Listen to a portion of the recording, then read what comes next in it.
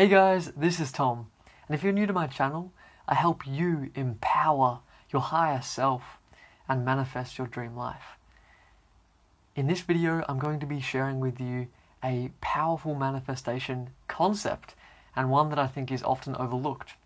I got this from Neville Goddard, and the power of this concept lies in the fact that once it clicks for you, it keeps clicking for you, and you keep understanding it in a more deeper way, and hence as you do so, so too does your connection to your desire, your goal, your manifestation grow, and eventually you exponentially increase its likelihood of showing up in your life. So there's lots of power here. So to quickly give you a bit of background, Neville Goddard is a 20th century mystic and writer. He was an allegorical interpreter of a number of historical texts. And if you do know his work, you'll know that he wrote extensively on the topics of manifestation and the law of attraction. And his work has a very specific and unique flavor to it, and I highly recommend you checking it out. So today, the concept is the idea of truly becoming conscious of your desire, of your goal, of your manifestation. To become truly conscious, what does this mean?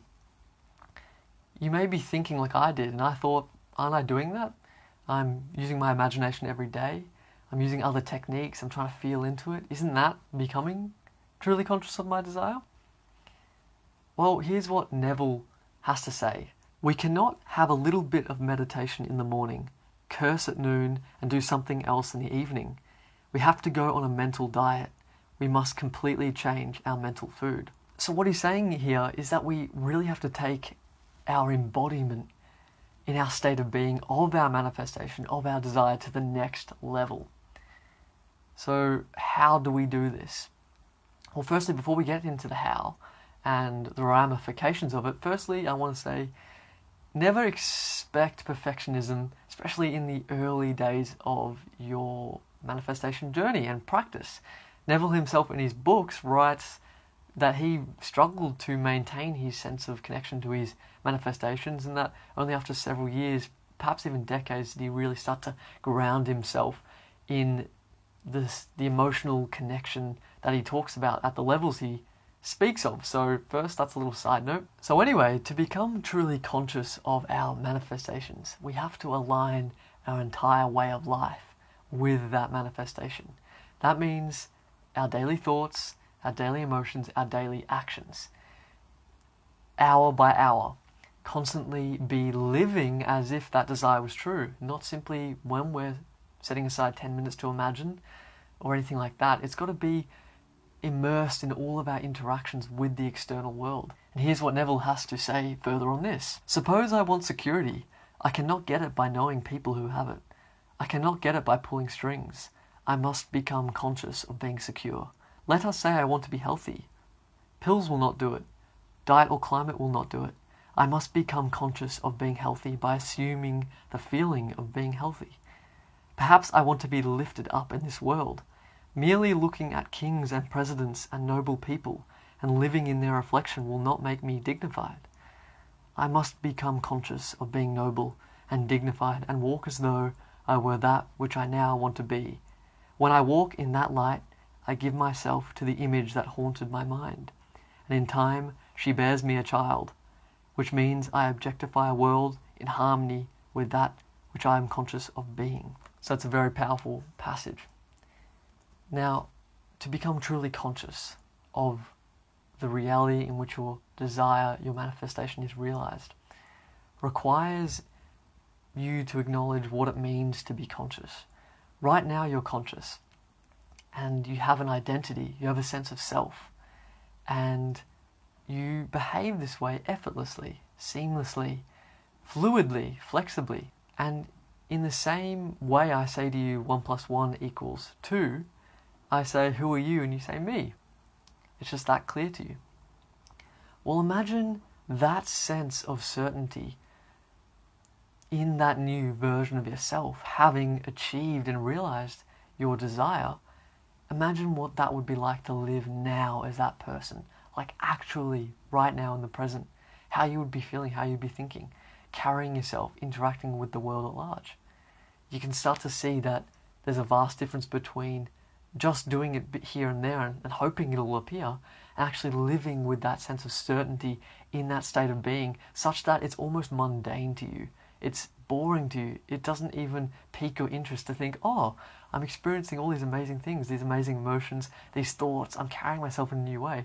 All of that is almost normal. It is your baseline state. That is getting closer to what it truly means to be conscious of your desire and to be living in harmony with it. Here's another quote. If I know what I want to be and I assume that I am it and I walk as though I were, I become it.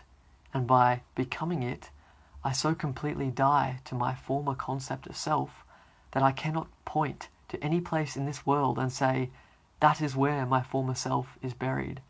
I so completely died that I defy posterity to ever find where I buried my old self. Now this all sounds well and good, so why isn't it so easy to do this? Well, it's because this very state of becoming the new you with your manifestation realized defies the external physical world and sensory environment of your existence. For example, say you want a new job, but you're working a 9-to-5 job that you're not passionate about, and you still have to turn up there every day. How can you, in interacting with the colleagues you don't particularly like, or the boss that gives you a hard time, things of that nature, maintain that new state of being of that free, passionate person working in their dream business as an entrepreneur, for example? Same goes with a relationship. How do you, as a single person for many years, hold yourself like you're in a loving, passionate, fulfilling relationship with a person that you deeply feel a soul-level connection to? Challenging. Or how about your finances? How do you live abundantly?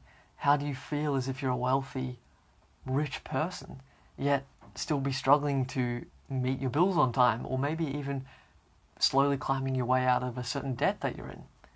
This is where the external world challenges our ability to become truly conscious of the reality with our manifestation realized. So to do this, remember that it's a process. It rarely happens that you just click and become that new you with your manifestation realized. It starts to happen in a more bit-by-bit process. Sometimes you have to weed out a limiting belief that's stopping you, or release an emotional block.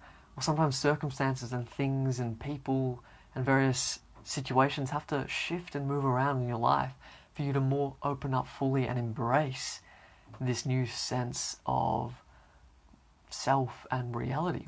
Again, I recommend my Reprogramming the Subconscious Mind video, which goes in depth on how to do this, which we don't have time to cover right now. Now, what are signs that you're truly becoming conscious of your manifestation? And therefore, what are the signs that it's really coming your way? It truly is going to arrive on your doorstep. You start to think, imagine, listen to affirmations about your manifestation, and you will feel a sense of well-being and joy naturally exude from your state of being. You will start to carry yourself in a different light. You'll start to feel self-respect and a sense of achievement and excellence in your personality. You'll start to react less to the environment. So those circumstances we talked about before, you'll start to respond as that new self and have a lot more control. Challenging little things that appear in your life, tests from your higher self, you will be able to weather those storms with more grace and courage and strength. And as you really get close to it, bizarre things will start to happen, such as you'll start to be thinking so vividly as that new self that you'll already be thinking about goals and wants and desires and new opportunities, etc., as if you'd already achieved that goal. That can be a very weird sensation, but it's a great sign as well. And ultimately, you will start to strive with less effort. You will start to flow, because the you that's achieved that manifestation isn't desperate for it. You're not trying so hard to achieve it. It's there. You get to enjoy it and savor it and flow with life. And in this state, you open yourself up to those very opportunities that draw it in even further. So it becomes a self-fulfilling prophecy. So those are some key signs. Now, to wrap up this video, I'm going to leave you with another quote from Neville. When satisfaction is yours, you no longer hunger for it. If the hunger persists, you did not explode the idea within you. You did not actually succeed in becoming conscious of being that which you wanted to be. Now, having assumed that I am what formerly I desired to be, I cannot continue desiring what I am conscious of being. So I do not discuss it. I talk to no one concerning what I am. It is so obvious to me that I am what I wanted to be that I walk as though I were. So hopefully this has inspired you to take this manifestation process of yours to the next level, to truly live it right now. This is your permission to do so, and I know that if you do, it's going to show up in your reality. If you like this video, please like it below, please comment, and let me know if you have any questions. Otherwise, thank you for watching, and check out my other videos on law of attraction, spirituality, and personal development. Thank you.